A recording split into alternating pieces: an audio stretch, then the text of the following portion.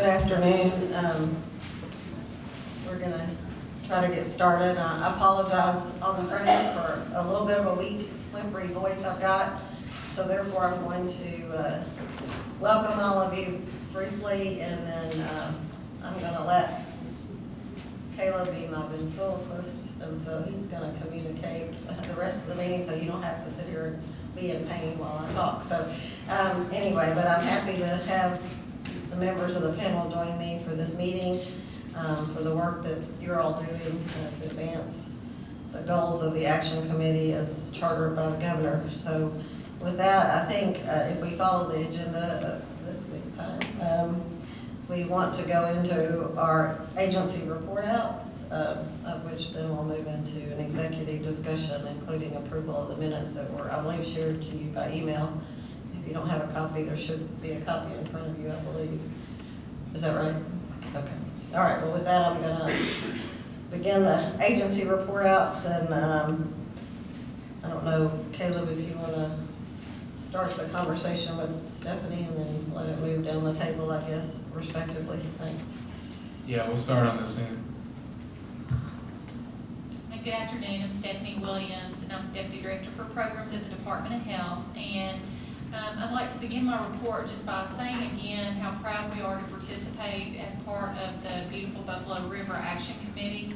It's really given us an opportunity to strengthen relationships with our sister agencies, and since the last meeting, we've had a really good meeting with personnel from ANRC to talk about the work that we can do to help support homeowners in the watershed area that have failing septic systems. So I think at the end of that meeting, we agreed that we begin our assessment to determine the failure rates of the on-site systems in that area, and then to start looking at from those problems that we identify, the estimated cost to repair those systems, and hopefully the information that we gather through that process will help us all do a better job of providing service to the homeowners in that area.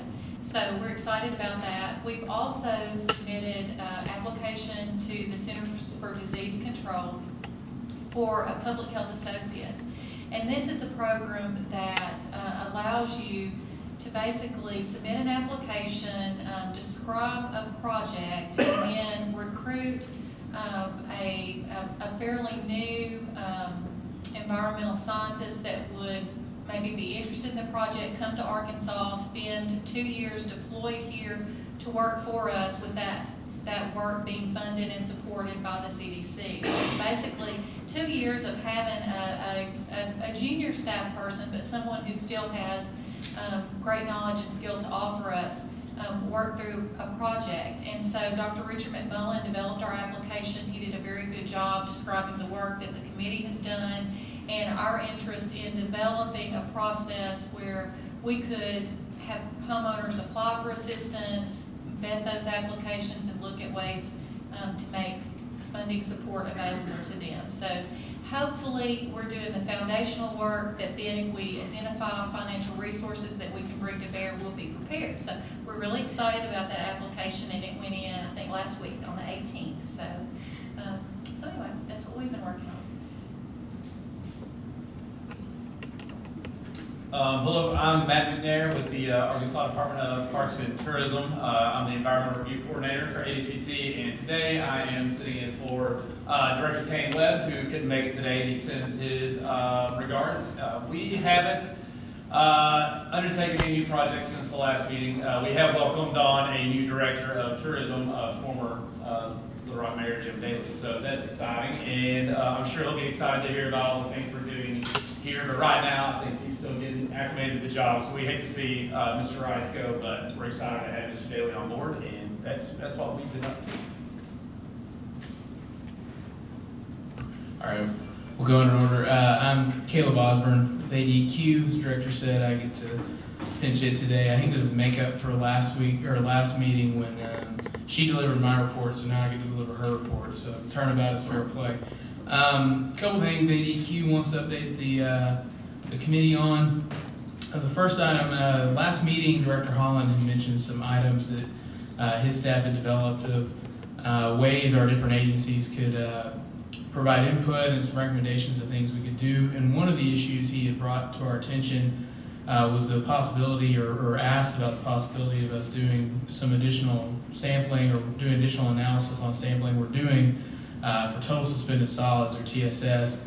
Our staff has met with our lab folks, and we have determined that that is something we have the ability to do, and we are going to go through the process for either samples, our own samples that we run, or for sometimes we run samples on behalf of other agencies or entities.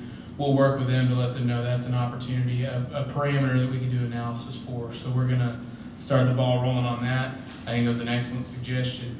Something else to let everyone know about, we are in the process right now of developing our draft 2018 303D list. This is our impaired water bodies list that we're required by the Clean Water Act to do every 2 years. We have been going through a public stakeholder process to get input on our methodology for how we conduct those assessments, and we're in the process. We've completed that, or now in the process of actually looking at the water quality data that we have for water bodies throughout the state. So we're in that process right now. We want to make this panel aware because we will be sharing with you all when we go out for a draft, hopefully in the next few months. Share it with you all for your agencies to take a look. I think most all of y'all, your agencies have had representatives engaged in our stakeholder process, or we've had conversations with, so I know it's an interest to folks in this committee. And when we do that, there will be a 30-day public comment period and a public hearing that will be held, so stay tuned for that. We'll have more updates on that soon.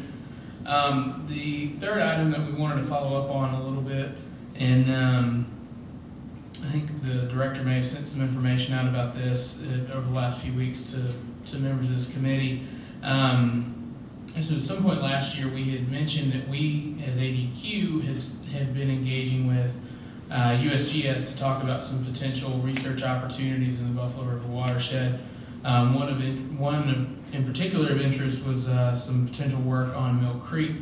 And as our understanding, I don't want to jump too far ahead for our ANRC folks, but I understand that one of the projects or areas that a project was mentioned was to do source tracking in the Mill Creek watershed, and that's actually dovetails quite nicely with what we have been working on in the planning stages with USGS. So we as ADQ have committed $20,000 this year, $20,000 next year that will go, there'll be a match from USGS that will go to this as well to undertake this study. But one thing we wanted to share with the committee today was that our staff has identified an additional location that would render some important information as we do our evaluation, and that is that above Mill Creek, actually in a separate watershed, Crooked Creek's watershed, there's some existing studies out there that indicate there could be some subsurface influence from the Crooked Creek watershed into the upper reaches of Mill Creek. And so staff has identified this as one opportunity to add on to the study that we have that should begin later this spring. We wanted to present to this committee that if there's an interest, that there's a need roughly, it'll be about $9,700 to add that site and to do the full suite of analyses that we're going to do for the other locations that we've already identified. And that's something we wanted to share with this committee to see if there's an interest in potentially partnering and joining in the study as well. I know to borrow from what Health Department is doing and the collaboration y'all are already seeing, which is fantastic. We wanted to throw that out there to see if there's any interest in this committee. It would be ideally if we could do it for fiscal year 18 and 19, so it would be that $9,730 each year. But if we could also do it just for fiscal year 19, if that's something that, depending on interest and participation and availability. But we wanted to raise that, see if there's interest, and we've already committed to the project itself, but we think this would be a valuable addition. And so I don't know if the director has anything else to add on that. Yeah, as I understand it from the staff recommendation, the interest is looking at, at the bacterial science and health of that stream, and a better understanding that source, those sources for, say, E. coli or whatever, and that's a fairly expensive test, and you have to do it under certain conditions. So that's one, and then some stable isotope analysis, as I understand, is that right, for the nutrients that we're looking for in the stream. So I think the extra sampling point that Caleb just referred to is related to actually the nutrient addition, is that right, or both? Both, okay.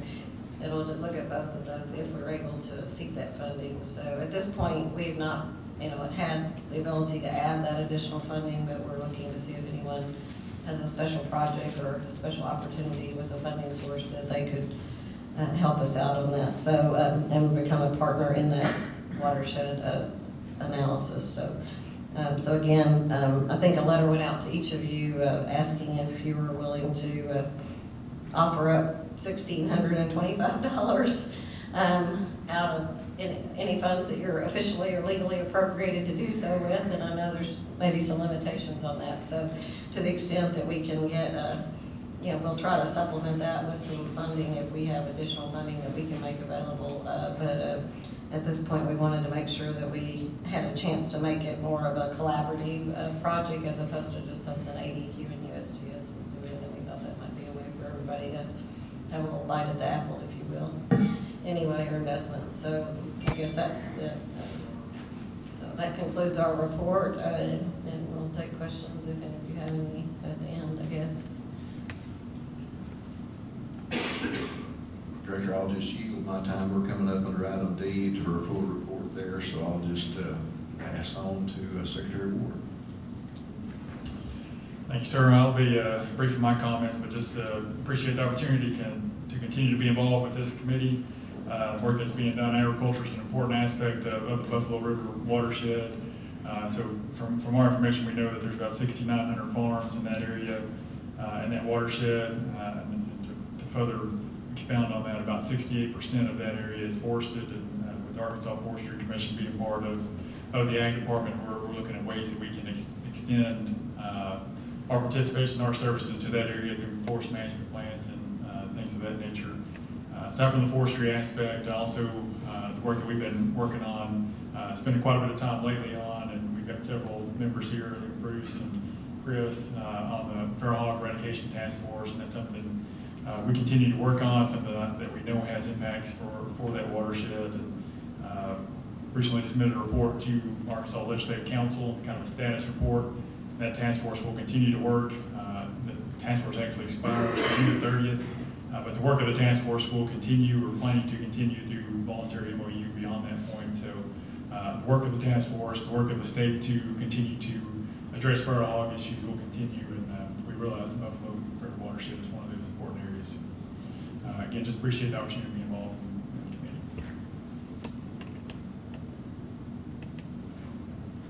Good afternoon. I'm Chris Call-Claser, Deputy Director for Arkansas Game and Fish Commission. I'm filling in for our new director, Pat Fitz, who started January 1. Most of our work related to this project has been through executive subcommittee recently, but we are also interested in the research project at Mill Creek. And I know that our fishery staff has been working with USGS, ADQ staff, National Park Service staff to look at the algal blooms and the algal issues there on the Buffalo, and we have an interest in participating in some studies. And we're going to go ahead and commit to our part of that study on Mill Creek, which will be roughly $3,250. So there's 2 fiscal years, so you can put us down for that. We'll be happy to participate. So that concludes my report. Good afternoon. I'm Shelby Johnson. I'm the State Geographic Information Officer in the Arkansas GIS office. I really don't have anything to update on from previous meeting. We completed our imagery project that I mentioned at the previous meeting. It's available to the public now at gis.arkansas.gov. And of course, obviously also available to all the partner agencies on this committee. And if you need any assistance getting access to that for you or your staff, just let us know. We'll be happy to help. Great, thank you all very much. All right, let's move on to item D on our agenda today for the executive discussion. First item we have there is the approval of the minutes from the previous meeting. I think you all have had a chance to take a look at those. Does anybody have any comment or anything to add, or? Okay, we got a motion to move to approve. Is there a second? All right. All in favor? All right. Sound like everybody. So, perfect. Moving on, the next and another very important item, we need to talk about our meeting date for the second quarter of 2018, or fourth quarter of fiscal year 18, I guess. There are 3 dates that we've looked at, and I think they've been highlighted on the insert that you all have in your packet. So the middle of April, May, or June, we're looking at April 17th or 19th. Those are the Tuesday, Thursday. May 15th or 17th, or June 19th or June 21st. Does anybody have any input on those, or any recommendations about what would be a good date? Caleb, I have a question. Would those be in the afternoon, 2 o'clock? Yeah. Yeah, that's generally the case. And if you can check, that'd be great. If you can't confirm today, we'd just like you to look at it. But if there's something that jumps out and say that's definitely off the table, you know, we can narrow it down. I know that part of that meeting will be to you know, hopefully hear a report out from Natural Resources as they finalize the watershed management plan and respective modeling work I think that they're also doing perhaps. So that meeting may be more, I guess, better scheduled by them in terms of when that will be ready. So you may want to feed that back to us and then we'll verify that that works for you, Director Hall. Because I think that'll take up a good part of the meeting for us to go into that. So I'd like to at least consider that being the primary agenda item for that meeting. I think that would be appropriate so that we can move from there to begin to, you know, establish any actions we want to support through the following year. So y'all all in agreement with that? All right. All right, and one final item on that, so keep those in mind. We'll circle back with more questions, and the executive subcommittee can also discuss. Final item that we wanted to mention is for the BBRAC website. To date, we have received, I guess, since the launch in November, there have been 2,200 total page views. That's something we've asked our staff at ADQ. We're going to be keeping an eye on that. We'll report to everyone how we're doing. Yeah, 2,200 page views. And then one item that they have included, and this is something as well for the public will be of interest to them, is that we're developing a listserv to better communicate about activities going on when this committee is meeting and when other items or things that we're engaging in we want to push out to interested parties. So that is for folks, if they go to the Contact Us tab on the website, there's a place where they can sign up to be part of that listserv. And for your agencies, if y'all have, you know, if y'all would like to push that out to anyone who's interested, or we can work on how we can incorporate some of your constituents that may be interested in receiving updates as well. Did I have? Thought I saw somebody raise their hand. So if not, then I guess we'll hand it back over to Director Holland, and we can talk about the update on the management plan. Okay, thank you. I'll invite our Deputy Director, Ryan Benefield, up to the podium, and he's going to give that report. All right, thank you. Thank you. This is going to probably be our quickest watershed management plan update. Since the meeting, we've only had about 45 days since the last meeting, but we are getting really close to having that fully completed. In early to December, we put it out for review it's not a formal process, it's more of an informal review process. And then we've been going through that for about 30 days. So about mid-January, that process ended. We got 6 people who submitted some concerns on it or some changes they'd like to see, and we're currently going through those changes right now. We anticipate getting it to EPA for review in mid-February at the latest.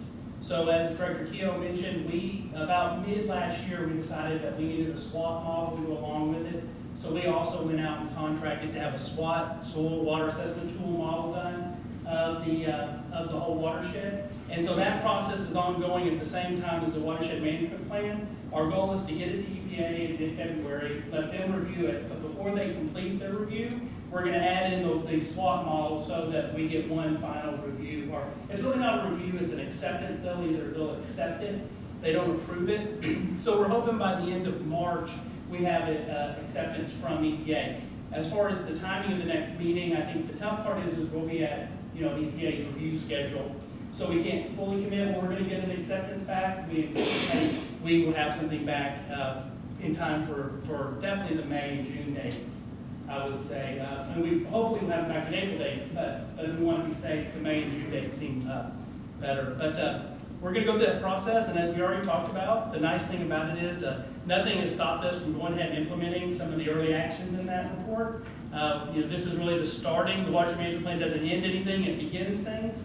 So working with Department of Health on some recommendations with DEQ, and then we reached out to NRCS to start looking at whether they can maybe have a water quality initiative or an RCPP, Regional Conservation Partnership Program in the watershed that would maybe free up some additional resources for voluntary efforts, particularly for NRCS in the agricultural area.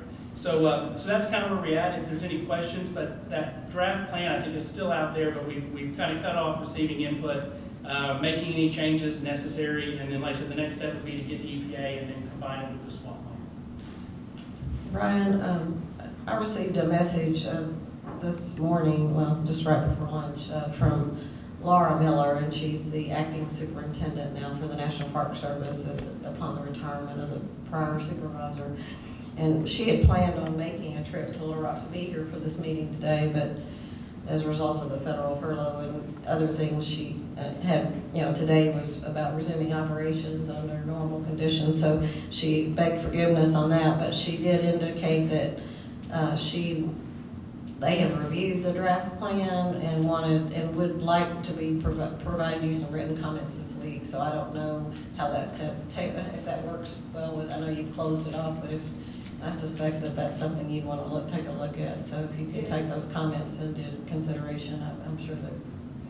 So obviously, since what we've got is not in a formal process, there's got to be hard and fast about January 15th. However, obviously our concern would be if their concerns are major changes, it's only going to delay our getting to EPA, but we definitely will take a look at what they have. I'm sure EPA would be interested too, being a federal partner. So I just wanted to let you know, she mentioned that she would be sharing some comments with you this week. So hopefully that'll be timely enough that you can take that into account before you move forward. So anyway, I wasn't sure what your cutoff date or informal cutoff date was. So anyway, but I know she expressed the interest. Apparently they've done the review already and are ready to send those forward. So anyway.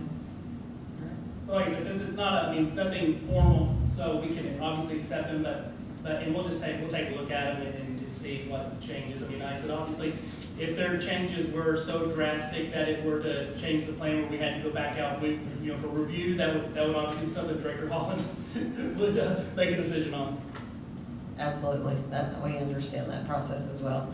So if there's, but thank you, that's a good update. I know we're waiting to hear, I think the draft plan, as we saw it, had a lot of good information in it, Director Holland. I was just going to mention very quickly that we were talking about some funds and monies all a while ago. I think that SWOT model, Ryan, what was the cost on doing that? It was over $100,000. Yeah, so y'all, and we wanted to reflect that in the report so that y'all, we're trying to capture that information. I think, Heather, you captured that investment by NRC in that technical work to support the watershed, so that'll be reflected in the report to the governor.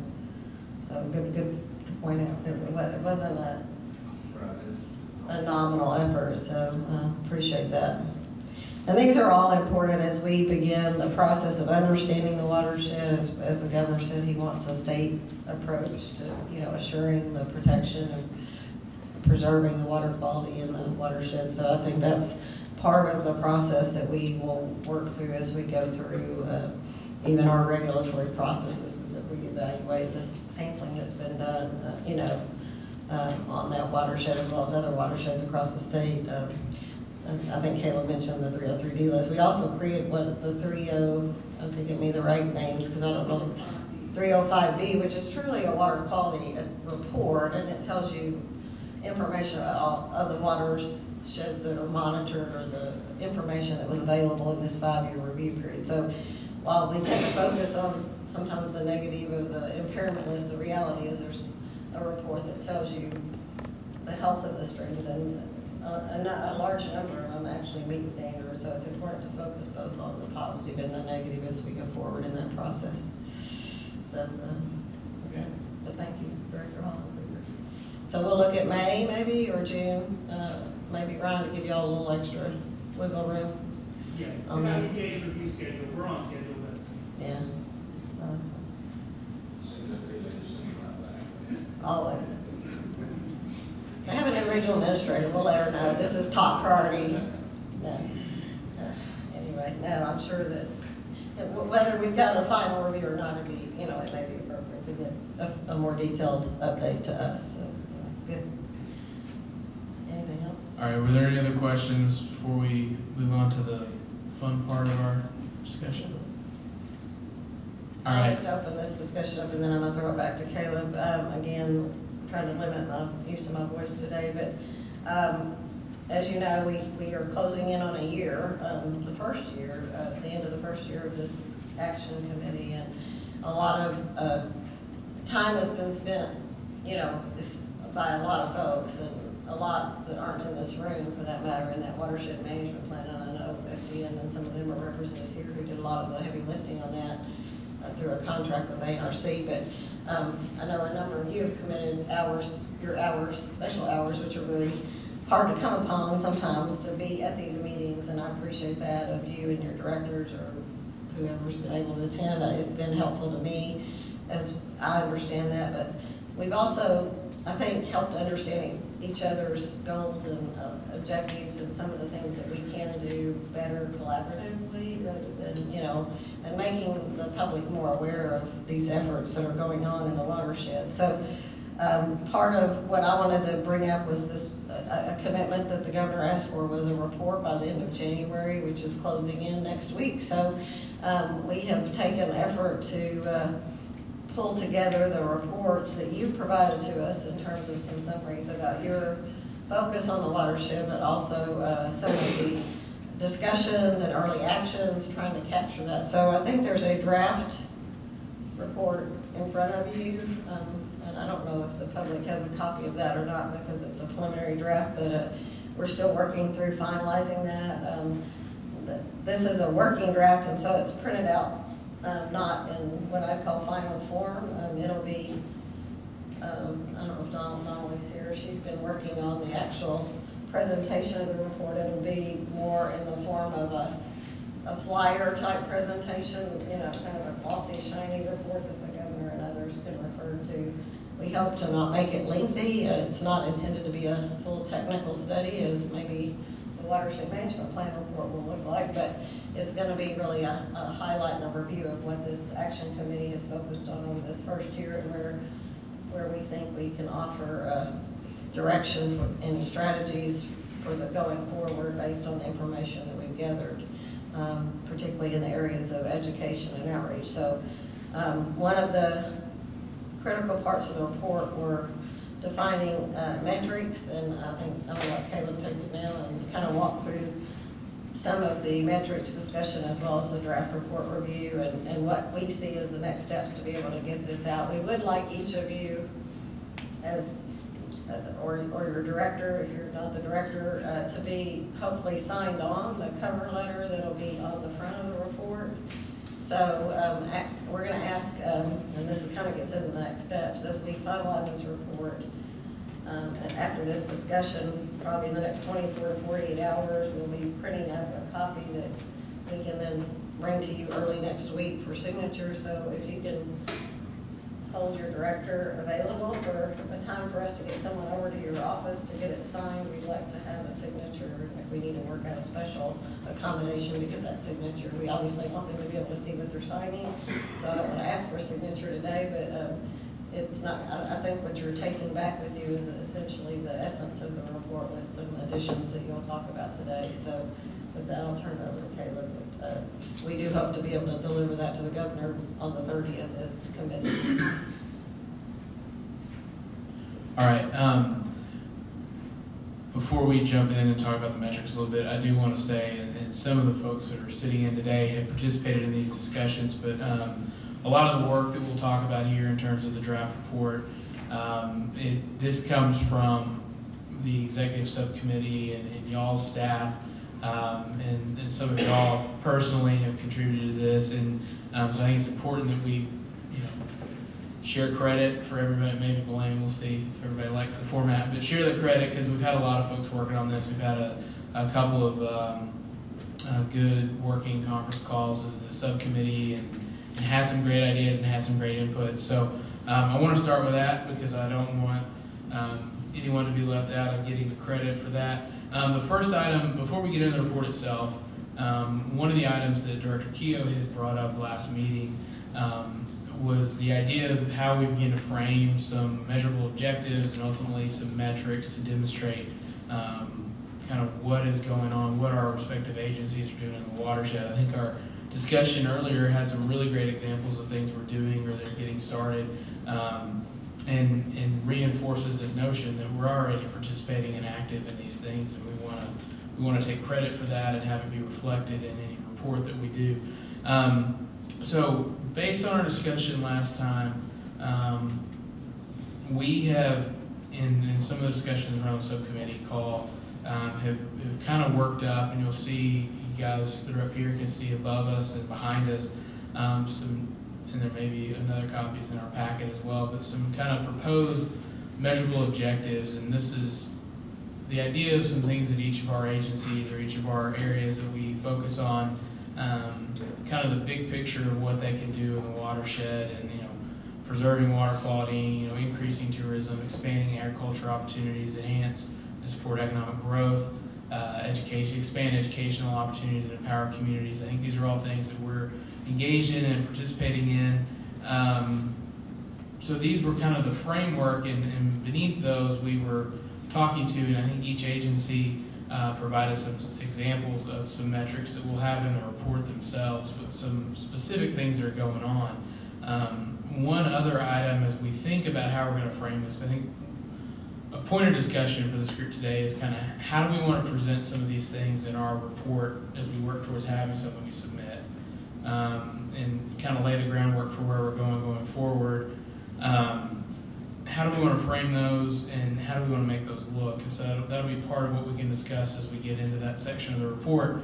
But one item, and if Heather or somebody can advance the slide that Director Keogh had mentioned that you all may be familiar with, that some of the goals that the governor's strategy for Arkansas came up with, that these are some of the categories that were there as well in terms of grow, educate, health, safety, efficient and responsive, quality of life. These are some of the things that in our strategic planning process that we're doing as agencies, these are some of the themes that we're seeing. And so we wanted to kind of put that on your radar. I think there's a copy of the governor's strategy in your packet somewhere. I think that may be helpful for framing that discussion. So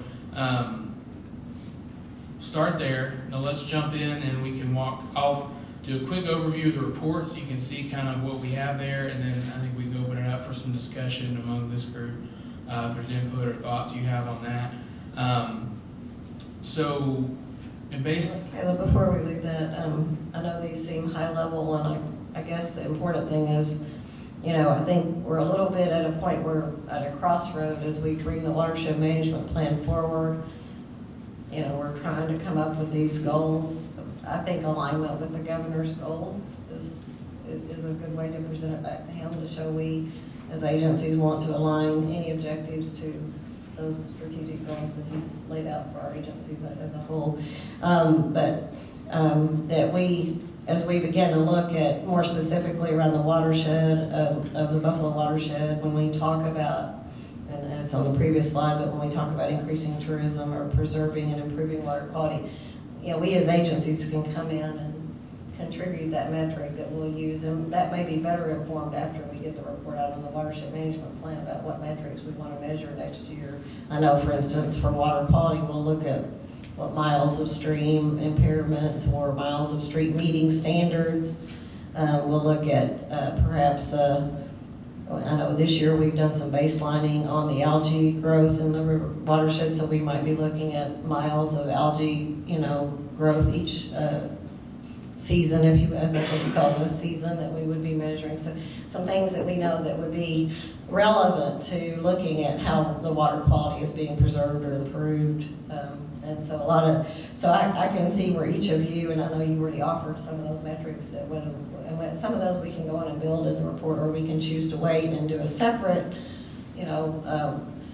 I guess, work plan, if you will, of metrics that support those measurable objectives that we include in this report. So I think I'll give y'all some thought on that. If you think it's too early to actually define all our measurable objectives, that we might, take an effort to say, these are the objectives we want to measure as a whole, and then we're going to be putting in the metrics, in a work plan and a management plan, if you will, that will help support how we collect that data and what the, and how it's going to, and what the basis of that data will be this year, and then so we can repeat it in future years and be consistent for comparison purpose. So just lay that out. That's the logic I was thinking in that. So anyway, if y'all have any questions about that, we can talk about that as we go through the report. Okay, well, if hopefully by now y'all had a chance to start to flip through the report. Hopefully y'all had already read it cover to cover before he came with extensive notations for what you want to do. But if not, we'll walk through it real quick.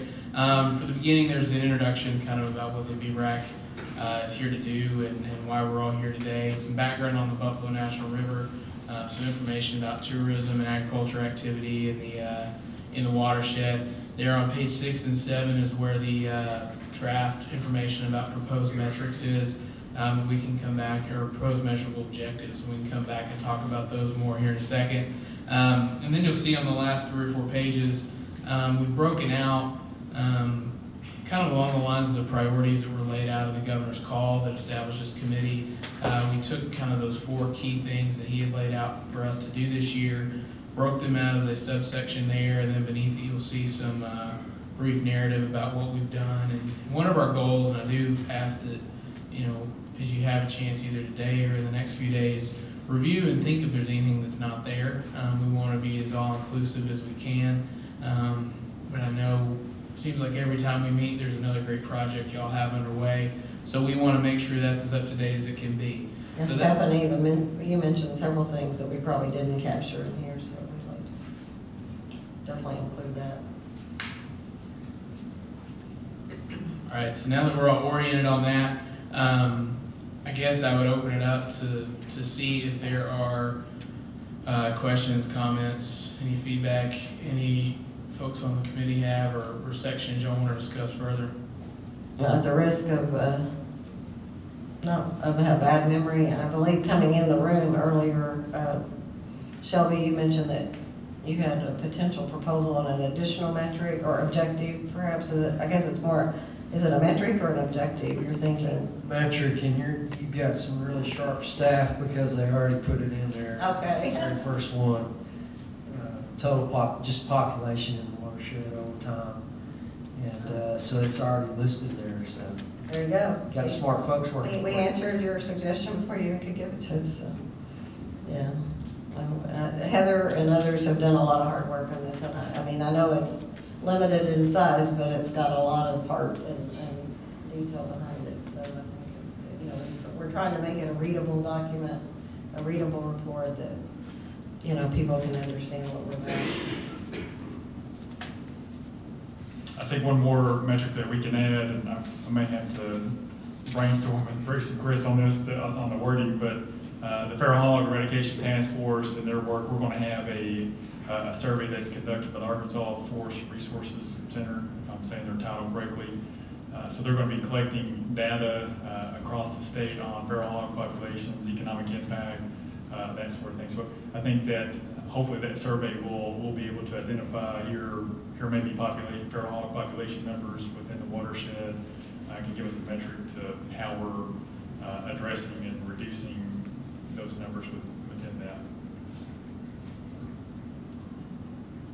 All right, that's a good idea. I think we also might want to put something about the algae bloom or algal nuisance. Is it nuisance algal that we're doing? Nuisance algal miles. I think we've used last season as kind of a baseline year working collaboratively with several of your agencies, and I think we want to kind of, maybe there's a harmful algal bloom assessment going on as well, but tracking that so that we begin to have, I find it difficult, I know, as I try to follow the science, it's, as we look at what reportedly by the number of people that this summer or this previous summer was a significant year for nuisance algal bloom.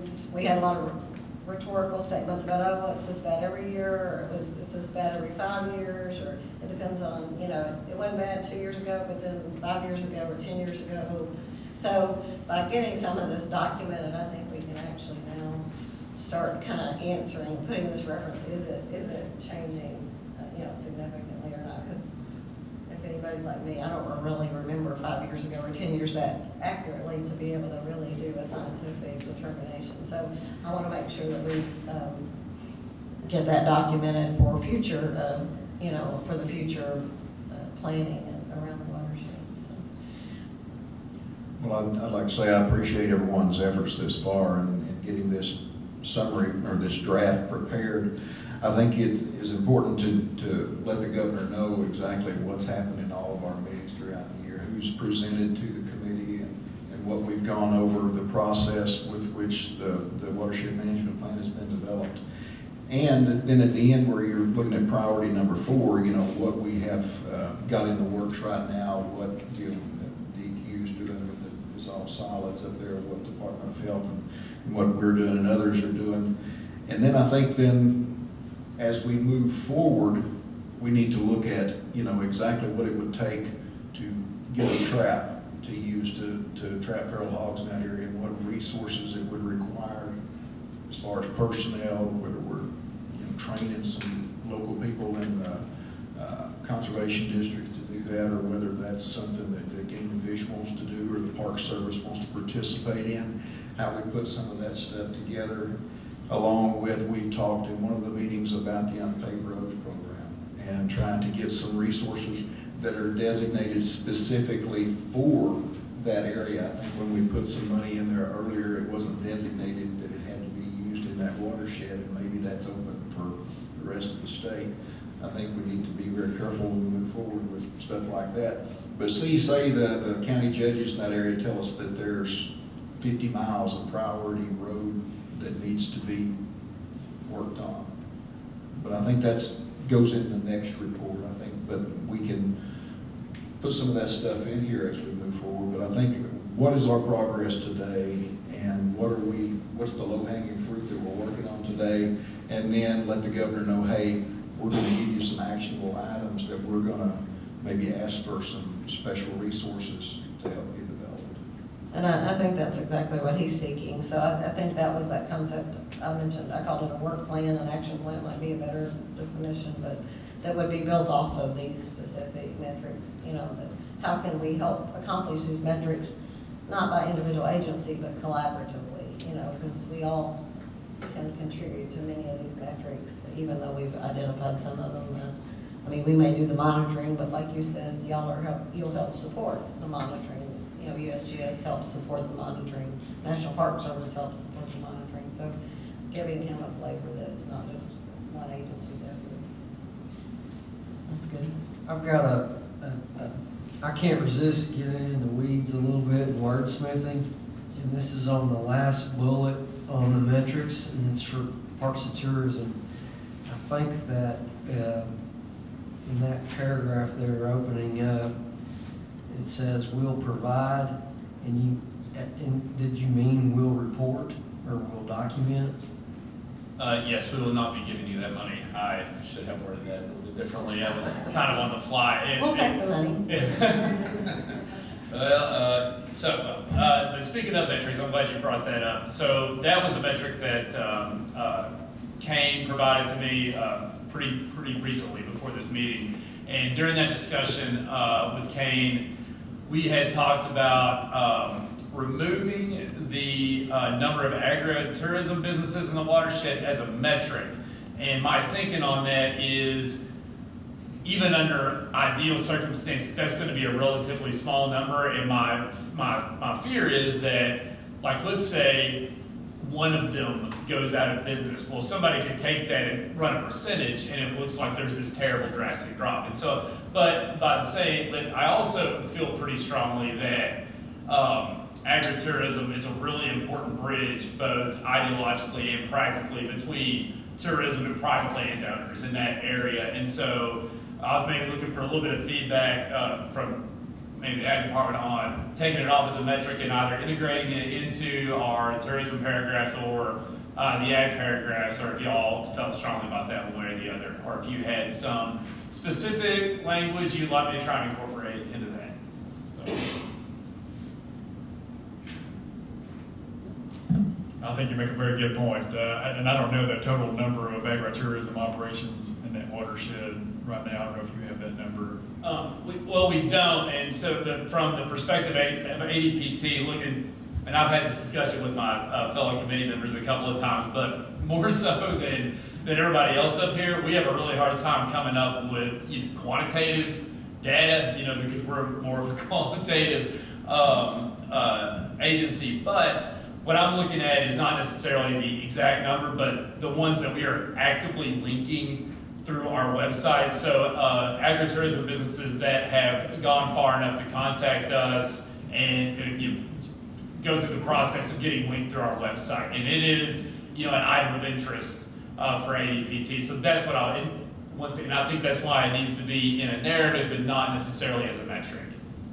You may want to consider number of type of tourism operations, because you've got a number of outfitters, recreational outfitters, in addition to maybe an agritourism opportunity. So that might help your numbers in terms of looking at if you had one shut down, or I don't know how those go, if those go cyclical as well. But in addition to number of visitors, how many business opportunities is it creating in terms of a tourism business? You might think of it that way, and include agritourism as part of the overall tourism. One thought I would have. Sure, and I would agree. I think we would be okay with that, and certainly in the narrative form. We've got. I think this is a good way of showing some collaboration with our between Parks and Tourism and what y'all do, and our Arkansas Grown, Arkansas Made programs, and how those relate together. More narrative form as opposed to maybe total numbers. You may want to write the metric as a number, but also, a qualitative and quantitative assessment of tourism opportunities in the state. Then you can report on it each year, narrative-wise as well.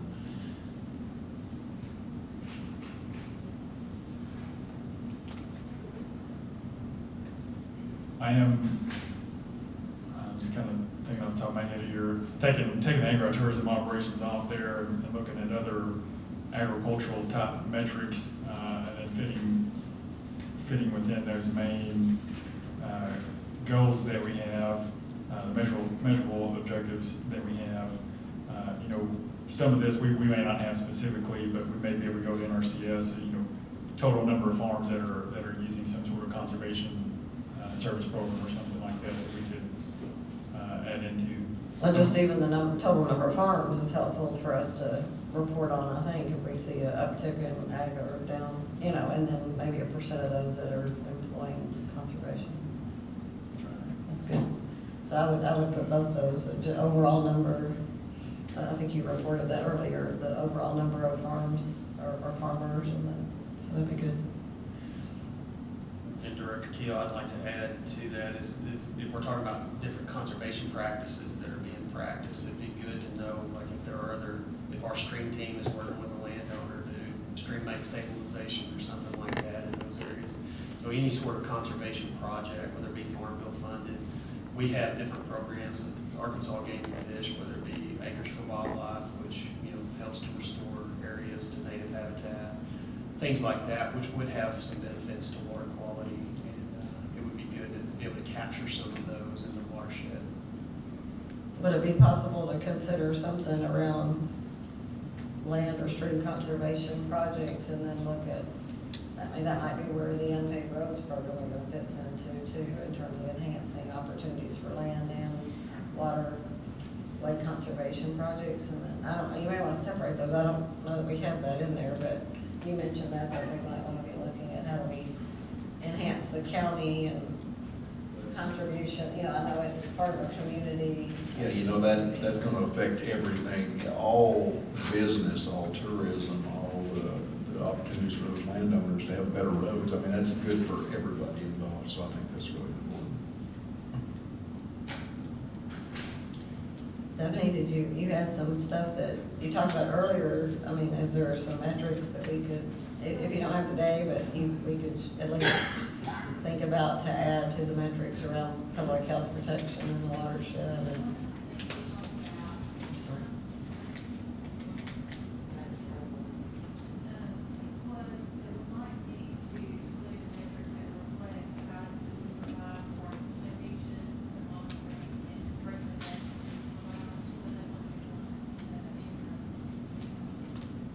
You were talking about also septic systems and looking at reducing or at least identifying at-risk septic, the number of any, you know, failing systems, or I don't know if you want to even maybe understand, yeah. Oh, you do, okay, I'm sorry.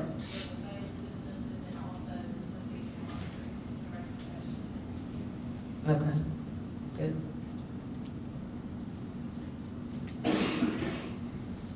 Is there any other health metric overall that you might want to look at in terms of just, I mean, do y'all do county by county health statistics or anything that are beyond, you know, what we're talking about today in terms of water quality? But I mean, that would be helpful to just give the governor some idea of the overall health of the citizens in those counties.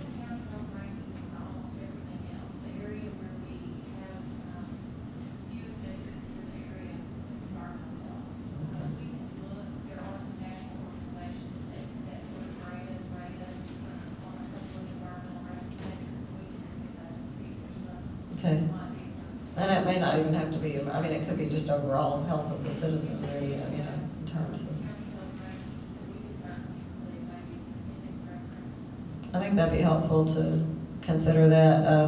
I know it's hard to define this kind of watershed, but maybe where you may be able to measure it county by county. Somebody was mentioning that earlier, right, Heather, about may not have a measurement, but if you look at it county by county, it may be something you collect already, but you might not define it by the watershed. So we may actually, it might be the counties involved in the watershed, you know, when we write the metric as opposed to the watershed itself, you know, because we don't want to create too much additional work. I mean, I think we want to use the data we have available, but present it in a form so we start understanding that area of the state.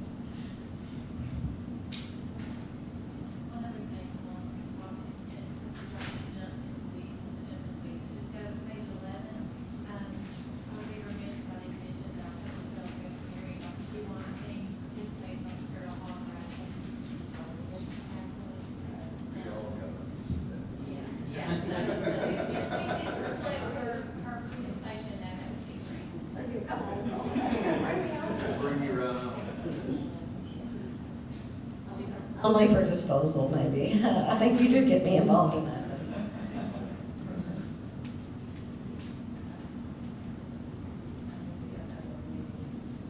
About how to manage the trail holes that we find along the way.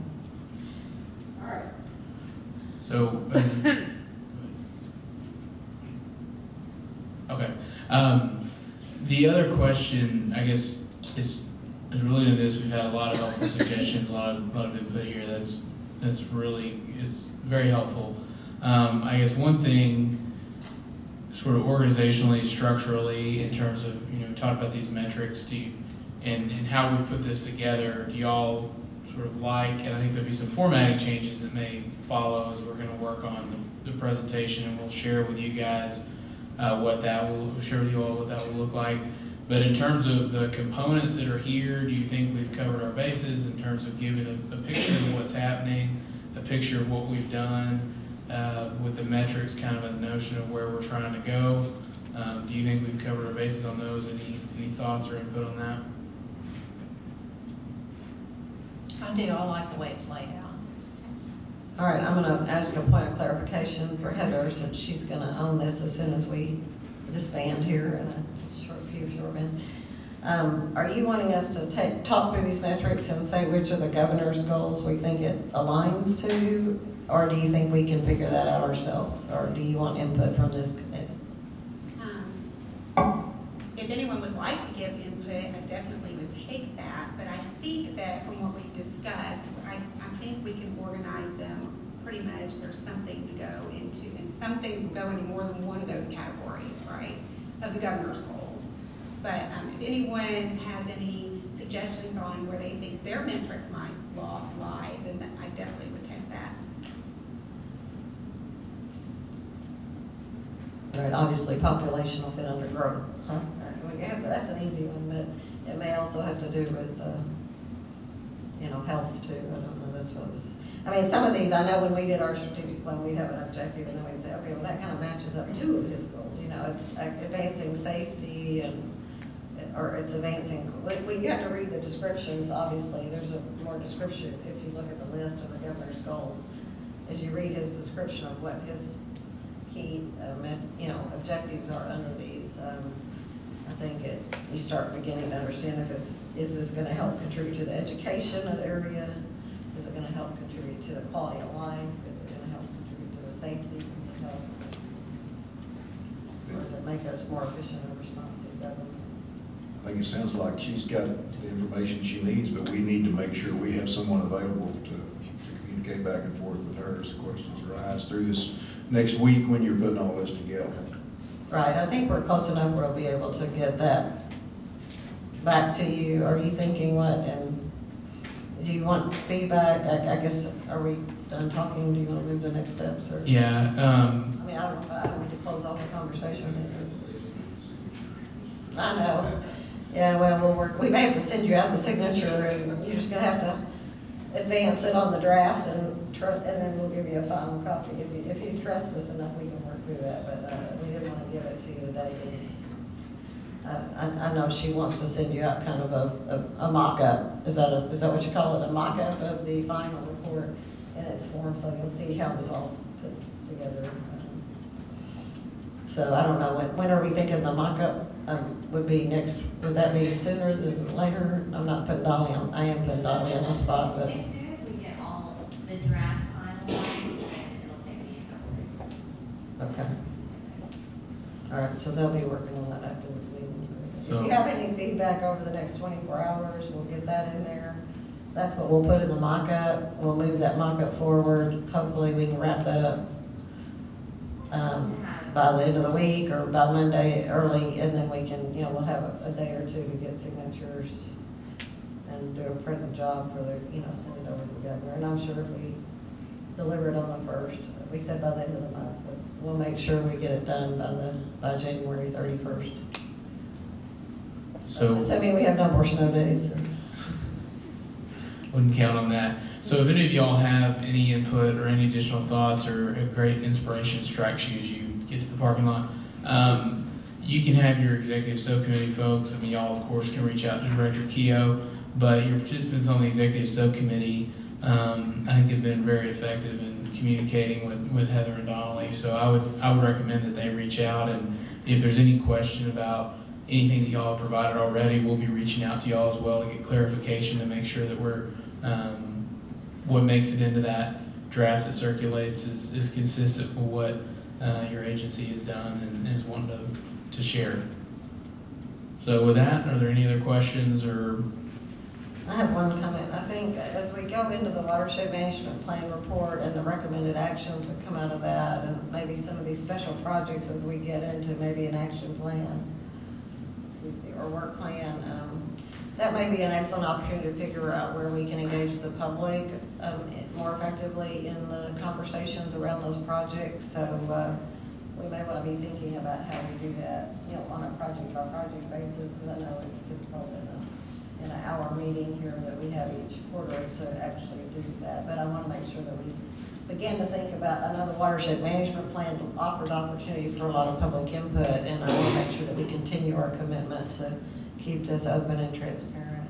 The website, the listserv will help facilitate that, but anything that you see in your work as agencies that we can do to incorporate that, I think would be helpful. So, I think something to look forward to as we move forward with the BRAC is to try to find some of those partners that we need to engage with that we haven't so far, such as the Walton Foundation, some of the bigger companies in the state who want to protect the environment. Every company that you hear about now is got some kind of sustainability program that they want to do work with, and I think we need to capitalize on those efforts and utilize some of that for the Buffalo River watershed. Yeah, sometimes it's a matter of providing a list of things that we want to get done, and then they'll join in and say, hey, we'll take that one, or we'll help out on that. So that's why I think that work plan or action plan will be very effective for get that support. It's going to be a real opportunity for people to give us money.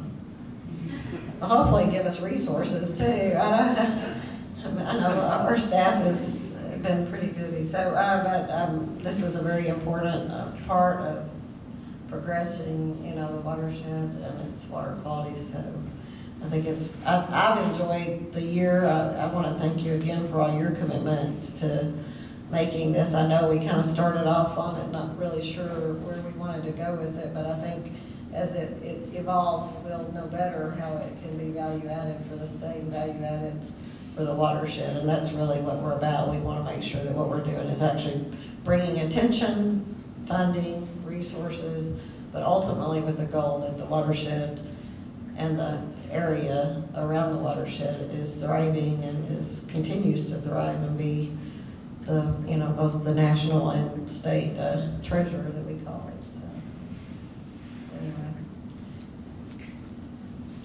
All right. My next item on the agenda says meeting ends at 3:30, so we can all just kind of hang out here for now. So we're on time, which is good. I think y'all appreciate a little bit of time back.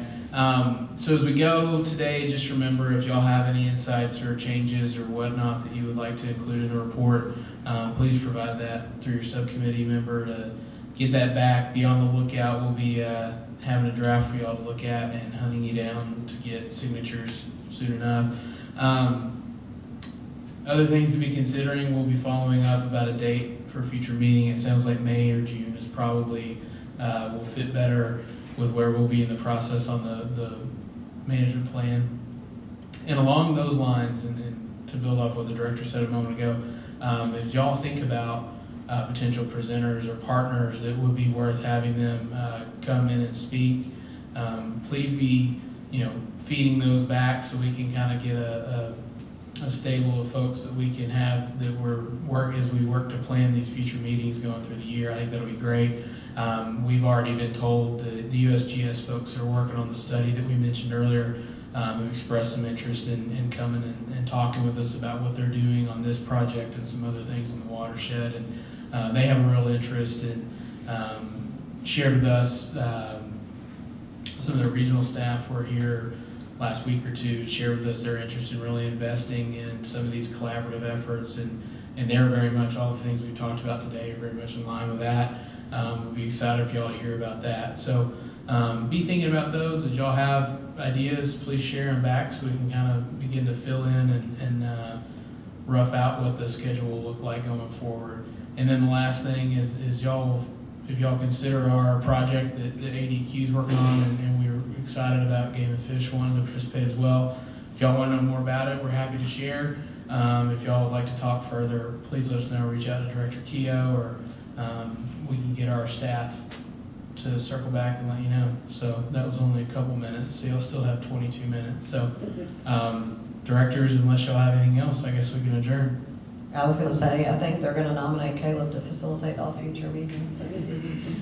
Got it done quicker than I ever could. So thank you, Caleb, for pinch hitting, and I appreciate all of you being here today. Hopefully I didn't expose you to unacceptable germs.